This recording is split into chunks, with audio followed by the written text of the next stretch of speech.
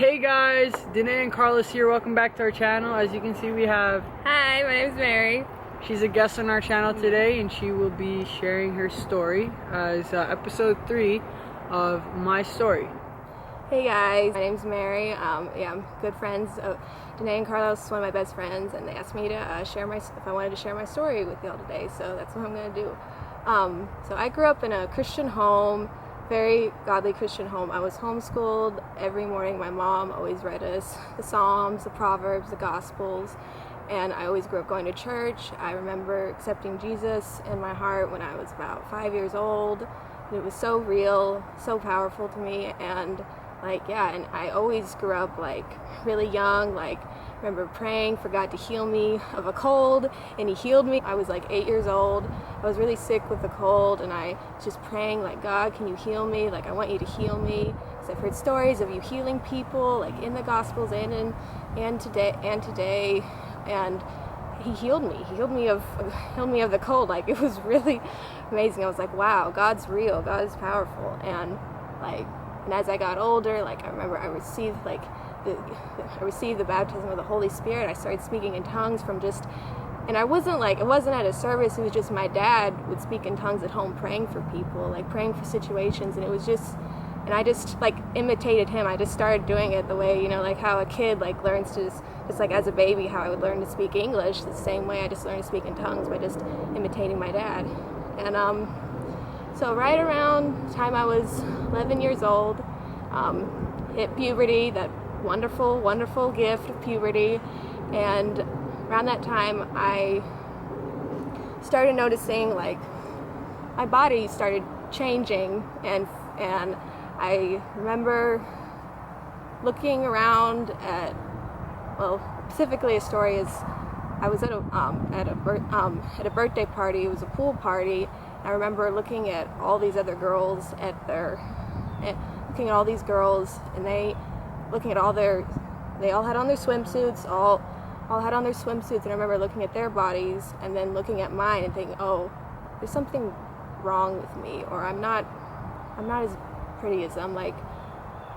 They're all super skinny and perfect and slim, and I'm curvy and I'm super curvy. I remember looking at myself and thinking, oh, there's something wrong with me, or I'm not beautiful.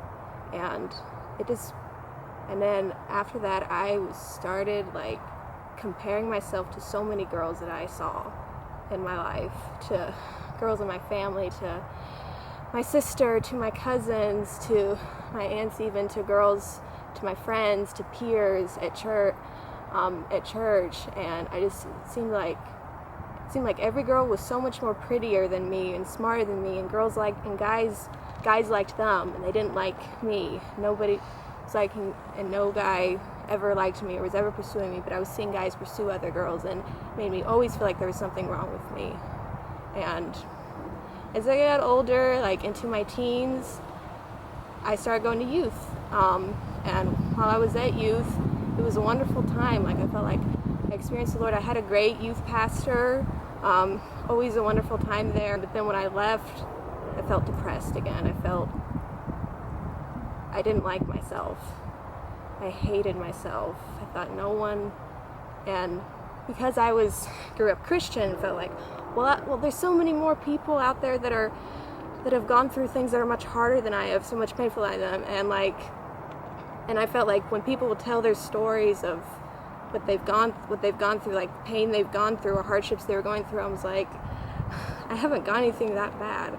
So yeah, as I continued to go to youth, it seemed whenever I was at youth, I had a good time. I was happy. I was smiling a lot. There was times that when people would talk about me or ever describe Mary, they would say, oh, Mary's so happy. She's so joyful. She's always smiling. She's always laughing.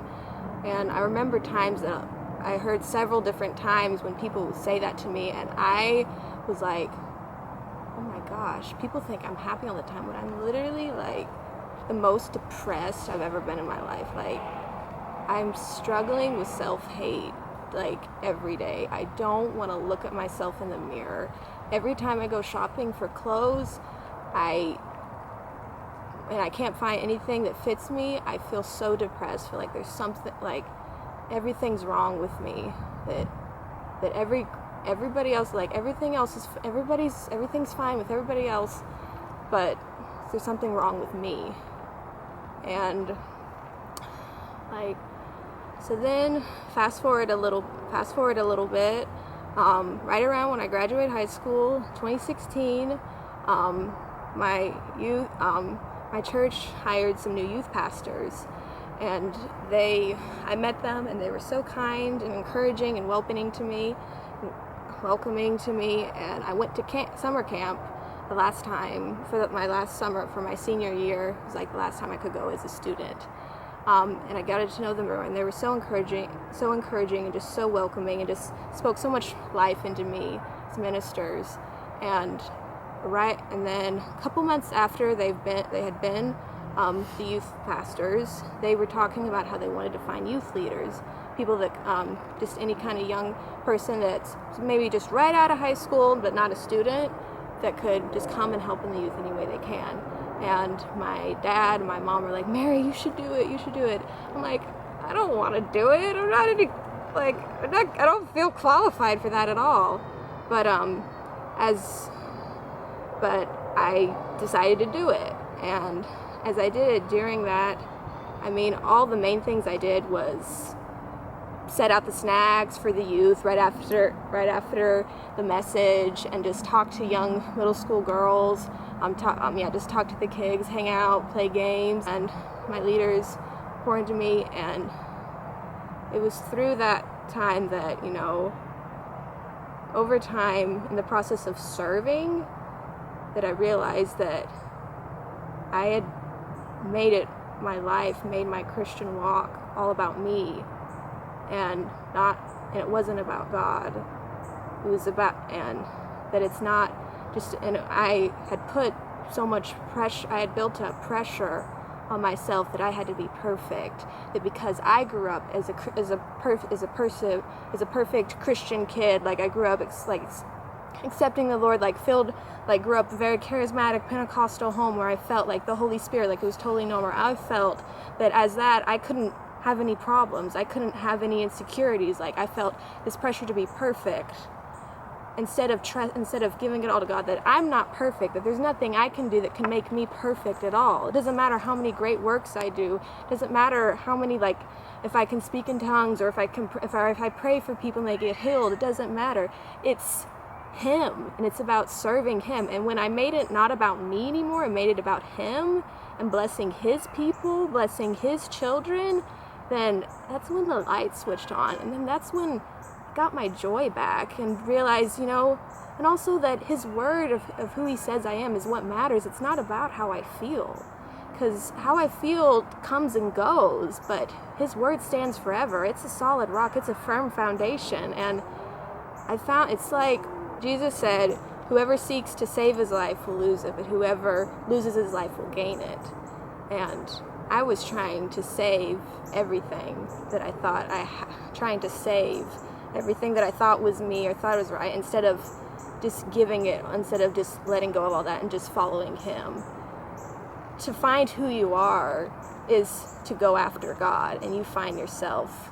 To go after trying to find yourself, you lose sight of Him. And and that's what God's done in my life, is that He's my joy, and that He is who satisfies me. It doesn't matter if you it doesn't matter, even people come with the concept, if you grow up in a Christian home, you're so well covered, you don't have any issues, but you have so much, but it's not about being perfect, and there's not a pedestal that anyone should be put on, because it just needs to be about Him. We don't need to look at anyone to be perfect, but just keep our eyes on Him. And that's my story, and I just hope it blesses you guys. And let's all dance. Ready? Oh, yeah, let's get in the line. Right in front of each other, right behind something. All right. Okay. Now, right behind me. Right. Okay. And then we're gonna go like this. And then back to the middle. And then we're gonna do this. You. Okay, now again to the side. And then back. And now, dance. Bam. Oh, bam. Yeah.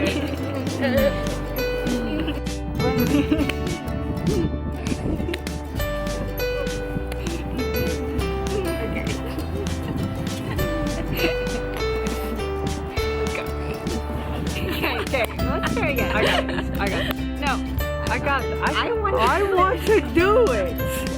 This is always what happens when we film. Yeah. Bloopers.